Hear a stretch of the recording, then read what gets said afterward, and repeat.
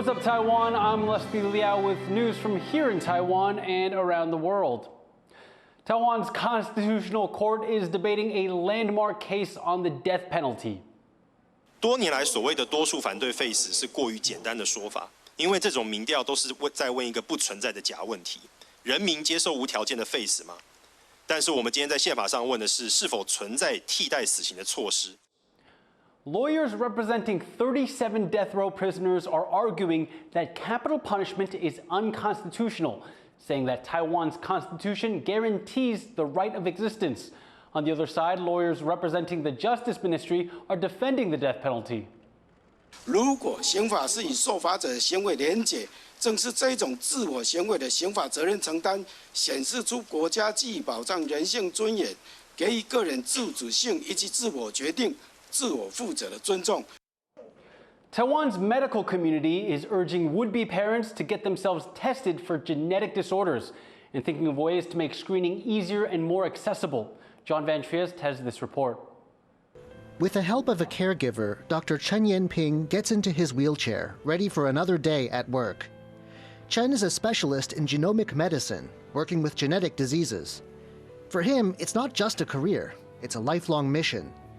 While still in elementary school, he was diagnosed with spinal muscular atrophy, a genetic condition that weakens muscles and limits motion. Chen is one of around 21,000 people in Taiwan with a genetic disorder, and he's part of a growing movement in Taiwan's medical community to prevent these diseases by screening the genes of newborns, and especially their parents. 如果今天是反过来，如果是我爸妈在结婚生小孩前，我想不用在婚前了，大概在生小孩前，假设有检验的话，就会发现说，也许我们真的可以避免掉这件事情。There are 3 points where this screening can be done. Taiwan already offers screening for newborns and expectant mothers. This can catch genetic disorders early and give families time to prepare for the decisions they'll need to make. But some like Dr. Chen argue parents should get their genes tested even before they decide to have children. If they learn they could pass on a hereditary disease, they can opt to have a test tube baby. The science is such that in vitro babies don't get certain problem genes. The tests now available in Taiwan can pick up around 30 of the more common genetic disorders. The problem, as these doctors see it, though, is twofold. This testing isn't covered by Taiwan's national health insurance system, and few people realize it's even an option.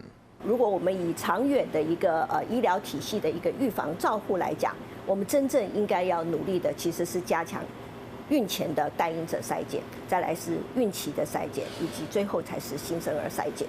Free mass testing programs that have been trialed in countries like Australia have shown promise, but have also raised questions. For example, whether some people might terminate pregnancies where the fetus is found to have a genetic disorder. And some in Taiwan have other concerns about this type of screening too. 第一个呢，就是怕被贴标签的。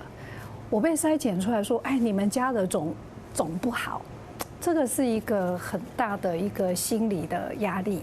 好。 这是贴标签的问题，第二个是保险的问题，很多人就担心说，那这样子，我万一有什么带什么病，我万一多几年以后我会得什么病，那我是不是就没办法保险呢？那我怎么办呢？ Despite reservations, doctors and researchers like these in Taiwan look more and more to government-funded genetic screening for people wanting to become parents. They argue it's less expensive than treating long-term conditions. John Su and John Van Triest for TaiwanPlus. Bad news for those with a sweet tooth. Climate change is impacting honey harvests in Taiwan.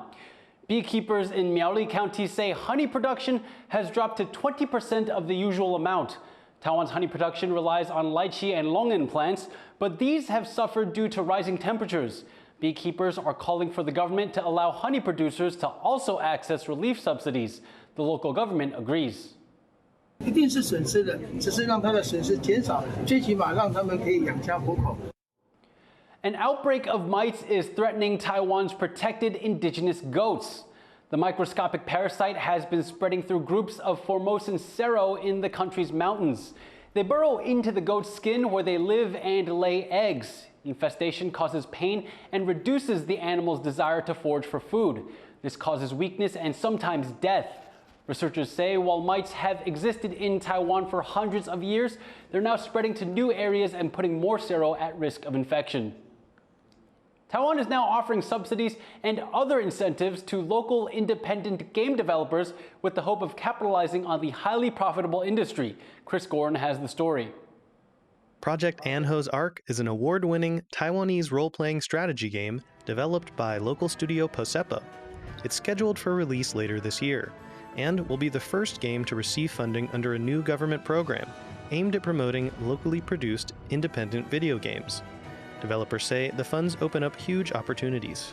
一开始规模当然没有想要这么大，那因为有这笔资金，我们可以加入了声优，加入了很多漂亮的画面，做日本还有欧美市场的行销，针对多 IP 来做发展，就是做漫画、小说还有相关的周边商品的改编。 Game industry tracker Newzoo says that the value of the gaming industry in 2023 was $184 billion, more than any other entertainment industry. And the government thinks that Taiwanese developers have something special to bring to the gaming table.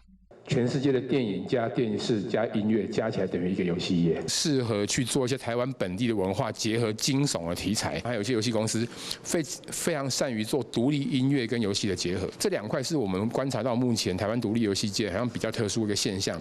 With such a vast market to tap into and a few specialized niches to bank on, Taiwan is hoping that financial incentives like this one bring its local indie developers to the next level. Devin Tsai and Chris Gorin for TaiwanPlus. Taiwanese belly dancers swept 45 medals at the Global Oriental Dance Festival in Seoul over the weekend, nearly half of them gold.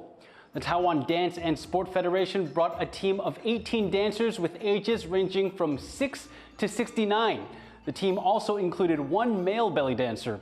One of 3 belly dancers in the squad over the age of 60 says she's honored to be bringing Taiwan closer to the world's belly dancing community. 肚皮舞在最近的几年非常的流行跟非常的旺盛的原因，是因为国际各方面的交流，这也是一种世界的交流。我觉得这是一个非常的好的运动。Modern street food from China is making its presence in Taiwanese night markets. As Irene Lin reports, people in Taiwan are at the forefront of sharing these snacks with the world. Once night falls, hungry foodies emerge to hunt for the best new treats in Taiwanese night markets, Chinese street food. These snacks have gone viral on Chinese social media platforms like TikTok and Little Red Book. And now their aromas have traveled across the strait. 因为网络上很红，其实在台湾的接受度是很高的。 To many foodies in Taiwan, Chinese snacks like this yoga cup are refreshing both for the taste buds and their sense of adventure. 台湾观光客来说的话呢，它其实尝鲜的比例比较高，就是可能有一些过去的一些小吃美食，它其实已经太过熟悉了，所以大可是以尝鲜为主。 As appetites grow in Taiwan for these foods, vendors are blending the originally Chinese specialties into local novelties. 我去那边跟亲戚学了之后，然后再自己改良，然后结合西点的元素，然后再结合在地的食材。With its many curious and adventurous customers, marketers say Taiwan may serve as a gateway for people to experience modern Chinese street food. 他会觉得说，这个好像曾经在短视频上面看过，但是他可能不见得会到对岸去，所以这时候呢，在台湾就变成了一个指定购买的机会。 In this new era, it seems nothing will go untouched by social media, and that includes Taiwan's long-standing night market culture. Scott Huang and Irene Lin for TaiwanPlus. Thank you for watching What's Up Taiwan. Before we sign off, you won't see any cars at this drag race taking place in Florida. The event is part of an annual festival remembering a tongue-in-cheek protest movement in the state. I'm Liao. Take care and see you next time.